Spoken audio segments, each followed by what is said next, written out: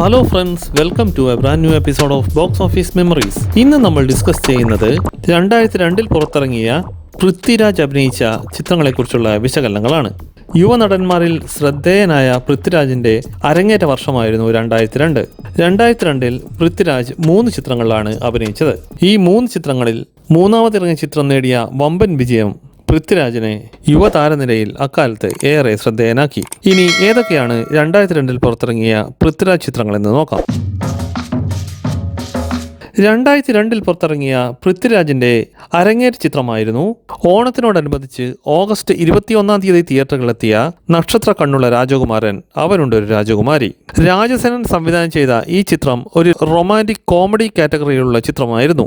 VC Ashok തിരക്കഥാ സംഭാഷണം ഒരുക്കിയ ഈ ചിത്രത്തിൽ പൃഥ്വിരാജിന്റെ നായികയായി തമിഴ് നടി ഗായത്രി രഘുറാമായിരുന്നു എത്തിയിരുന്നത്.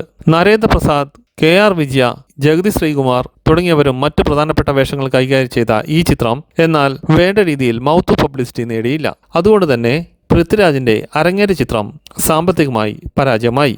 ഹാഷ് പുഷ് ഫിലിംസിന്റെ ബാനറിൽ ഖാദർ ഹസൻ നിർമ്മിച്ച ഈ ചിത്രത്തിന്റെ സംഗീത സംവിധാനം ബെന്നി കണ്ണനായിരുന്നു നിർവഹിച്ചിരുന്നത്. പൃഥ്വിരാജിന് കരിയറിൽ യാതൊരു നേട്ടവും നൽകാനാകാതെ പോയ ചിത്രമായിരുന്നു നക്ഷത്ര കണ്ണുള്ള രാജകുമാരൻ അവനുണ്ട് ഒരു രാജകുമാരി. രാജസേനനും ഈ ചിത്രം ഏറെ തിരിച്ചടിയാണ് അക്കാലത്ത് നേടിക്കൊടുത്തത്. 2002 പൃഥ്വിരാജ് അഭിനയിച്ച രണ്ടാമത്തെ ചിത്രമായിരുന്നു ഒക്ടോബർ 25 തിയേറ്ററുകളിലെത്തിയ സ്റ്റോപ്പ് വയലൻസ്. AK സാജൻ സംവിധാനം ചെയ്ത ഈ ചിത്രം ഒരു ആക്ഷൻ ഡ്രാമ കാറ്റഗറിയിലുള്ള ചിത്രമായിരുന്നു. പൃഥ്വിരാജിന് ആക്ഷൻ ഹീറോ എന്ന ഇമേജ് ആദ്യമായി നേടിക്കൊടുത്ത ചിത്രമായിരുന്നു സ്റ്റോപ്പ് വയലൻസ്. താരതമ്യേന തരക്കേടില്ലാത്ത മൗത്ത് പബ്ലിസിറ്റി നേടിയെടുത്ത ഈ ചിത്രം അതുകൊണ്ട് തന്നെ ബോക്സ് ഓഫീസിൽ ഒരു ആവറേജ് വിജയം കരസ്ഥമാക്കി. വൃന്ദാവൻ പിക്ചേഴ്സ് നിർമ്മിച്ച ഈ ചിത്രത്തിന്റെ തിരക്കഥാ സംഭാഷണം AK സന്തോഷ് ആയിരുന്നു നിർവഹിച്ചിരുന്നത്. പൃഥ്വിരാജിനെ കൂടാതെ വിജയരാഘവൻ, മധുപാൽ, സജി സോമൻ തുടങ്ങിയവരും മറ്റ് പ്രധാനപ്പെട്ട കഥാപാത്രങ്ങളെ അവതരിപ്പിച്ച ഈ ചിത്രത്തിൽ ചന്ദ്ര ലക്ഷ്മണനായിരുന്നു നായികയായി വേഷമിട്ടത്. വയലൻസ് എന്ന പേരിൽ ചിത്രീകരണം പൂർത്തിയാക്കിയ ഈ ചിത്രം സെൻസർ ബോർഡിന്റെ ഒബ്ജക്ഷൻ ഉള്ളതുകൊണ്ടാണ് സ്റ്റോപ്പ് വയലൻസ് എന്ന പേരിൽ റിലീസ് ചെയ്തത്. 2002 പൃഥ്വിരാജ് അഭിനയിച്ച മൂന്നാമത്തെയും അവസാനത്തെയും ചിത്രമായിരുന്നു ഡിസംബർ 13 തിയേറ്ററുകളിലെത്തിയ നന്ദനം.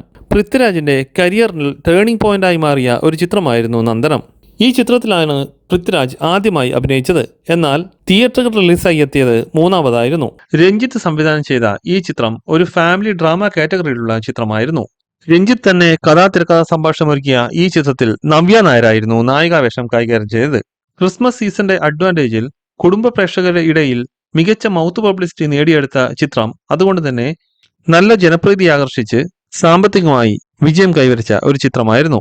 ഇന്നസെന്റ്, ജഗതി, ജഗദീഷ്, സിദ്ദിഖ്, NF വർഗീസ്, രേവതി, കവിയൂർ പൊന്നമ്മ തുടങ്ങിയവർ പ്രധാനപ്പെട്ട വേഷങ്ങൾ കൈകാര്യം ചെയ്ത ഈ ചിത്രം വിജയം നേടിയത് രഞ്ജിത്തിനും പൃഥ്വിരാജിനും ഒരേപോലെ നേട്ടമായി. നടൻ സിദ്ദിഖ് ഭാവന സിനിമയുടെ ബാനറിൽ നിർമ്മിച്ച ഈ ചിത്രം രവീന്ദ്രന്റെ സംഗീത സംവിധാനം കൊണ്ടും ഏറെ ശ്രദ്ധ നേടി. രവീന്ദ്രൻ സംഗീതം നിർവഹിച്ച എല്ലാ ഗാനങ്ങളും അക്കാലത്ത് സൂപ്പർ ഹിറ്റ് ഗാനങ്ങളായിരുന്നു.